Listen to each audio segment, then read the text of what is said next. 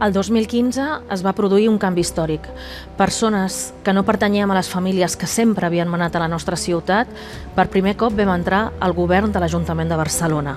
Aquells que havien manat sempre no els hi va agradar i ens han volgut fer fora, però no ho han aconseguit. Avui, Barcelona, la Barcelona que estem construint junts i juntes, és un referent al món de polítiques socials, de polítiques valentes per defensar l'ànima de la ciutat, per defensar la gent i la identitat dels barris, de l'especulació, del canvi climàtic. Avui Barcelona és un referent al món com a ciutat feminista, compromesa amb els drets humans, orgullosament diversa. Gràcies per donar-me aquesta oportunitat, perquè per mi és un honor ser l'alcaldessa d'aquesta ciutat meravellosa. I aquest diumenge vosaltres, veïns i veïnes de Barcelona, decidireu si voleu que jo segueixi sent la vostra alcaldessa 4 anys més. Podem tornar a demostrar que efectivament tenim molt més poder del que ens han volgut fer creure.